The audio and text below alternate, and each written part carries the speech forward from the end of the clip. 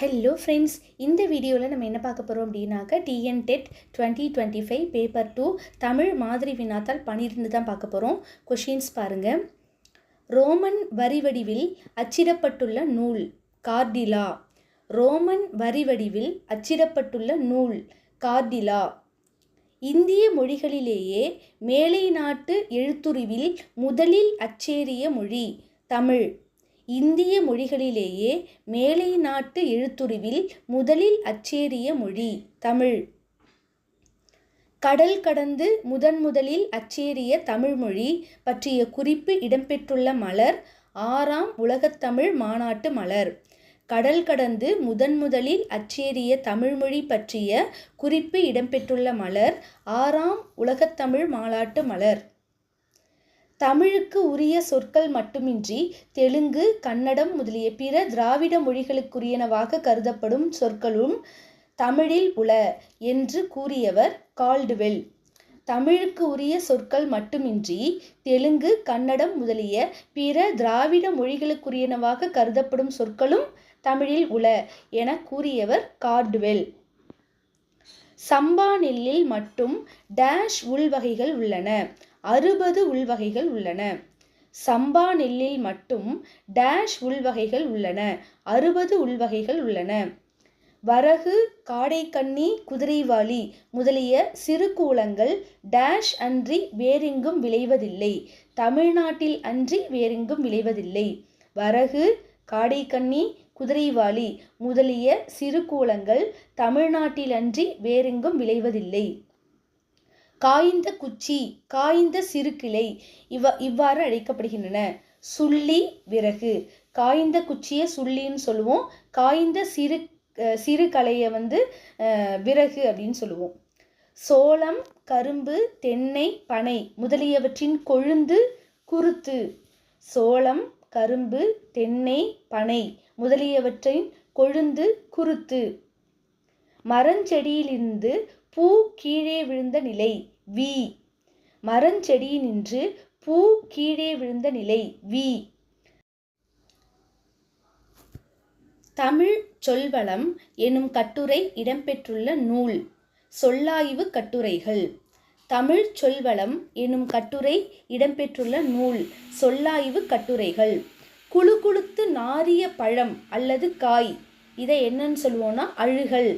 குழு குளுத்து நாறிய பழம் அல்லது காய் இதை அழுகல் அப்படின்னு சொல்லுவோம். தேரை அமர்ந்ததினால் கெட்ட தேங்காய் அல்லிக்காய். தேரை அமர்ந்ததினால் கெட்ட தேங்காய் அல்லிக்காய்.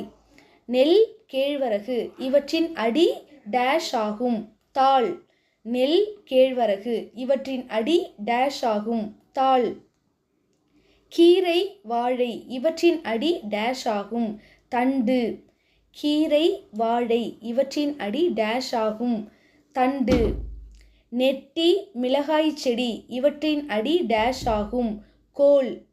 நெட்டி, மிளகாய் செடி இவற்றின் அடி டேஷ் ஆகும் கோல். குத்துச்செடி, புதர் இவற்றின் அடி டேஷ் ஆகும் தூறு. குத்துச்செடி, புதர் இவற்றின் அடி டேஷ் ஆகும் தூறு. கம்பு, சோளம் இவற்றின் அடி டேஷ் ஆகும் தட்டு அல்லது தட்டை.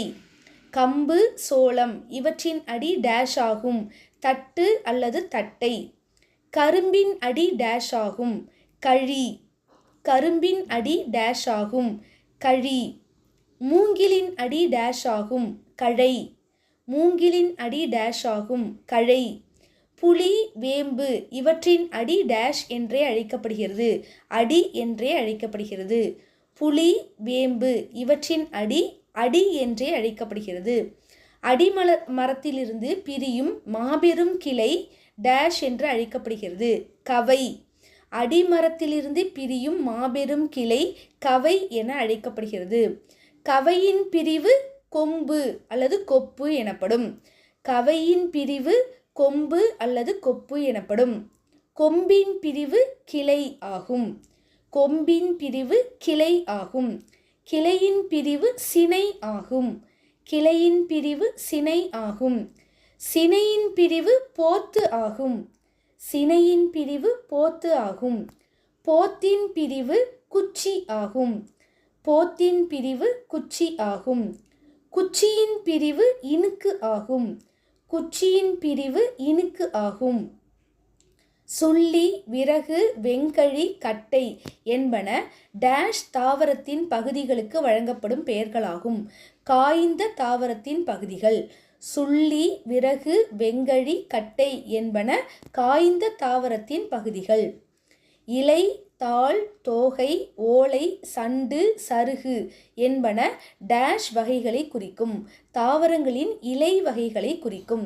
இலை, தாள், தோகை, ஓலை, சண்டு, சருகு என்பன தாவரங்களின் இலை வகைகளை குறிக்கும். துளிர் அல்லது தளிர் என்பது டேஷ் டேஷ் முதலியவற்றின் கொழுந்தாகும். நெல், புல். நெல், புல் முதலியவற்றின் கொழுந்தை நம்ம என்னன்னு சொல்லுவோம்னா துளிர் அல்லது தளிர் அப்படின்னு சொல்லுவோம். முறி அல்லது கொழுந்து என்பன டேஷ் டேஷ் இவற்றின் கொழுந்தாகும். புளி, வேம்பு. ஸோ புளி, வேம்பு அது ரெண்டுத்தோட கொழுந்தை முறி அல்லது கொழுந்து அப்படின்னு சொல்லுவோம். சோளம், கரும்பு, தென்னை, பனை முதலியவற்றின் கொழுந்தை குருத்து அப்படின்னு சொல்லுவோம்.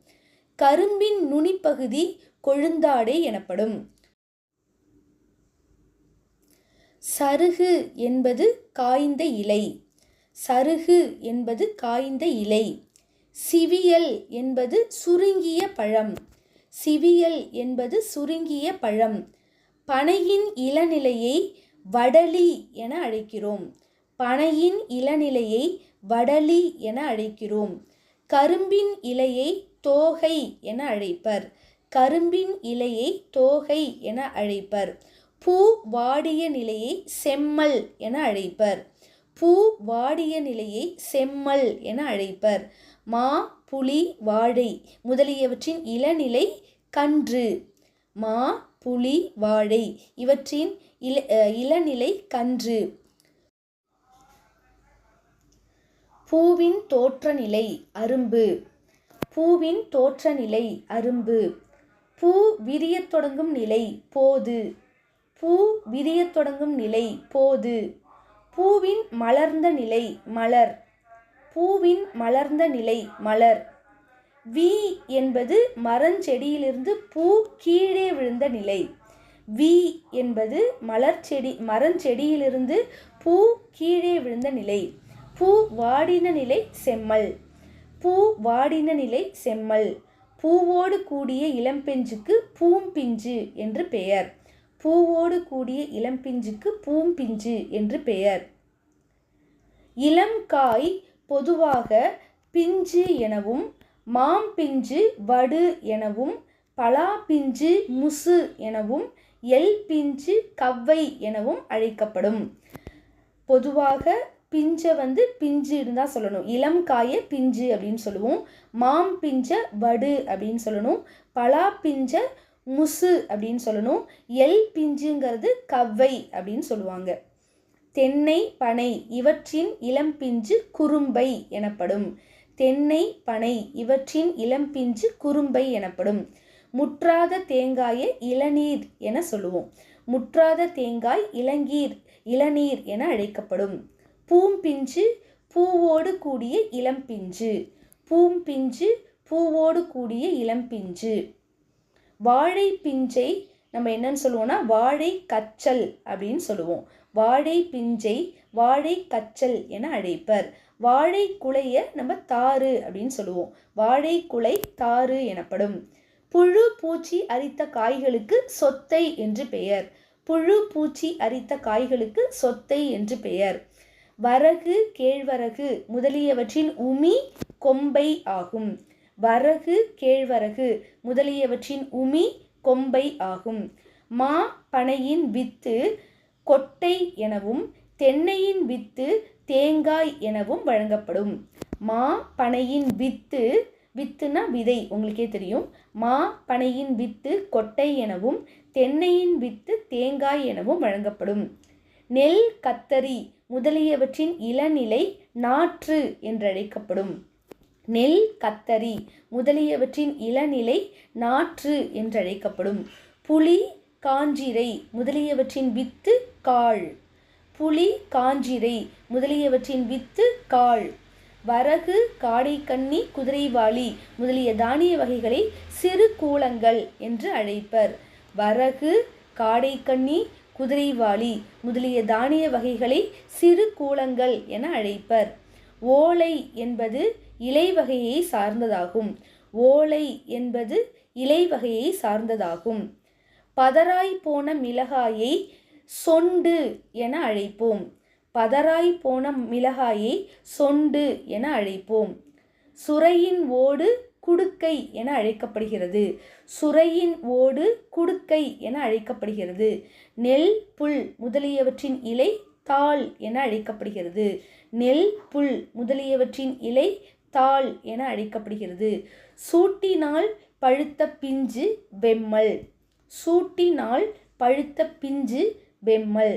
மாம் பிஞ்சு வடு என அழைக்கப்படுகிறது. மாம் பிஞ்சு வடு என அழைக்கப்படுகிறது. நன்றி.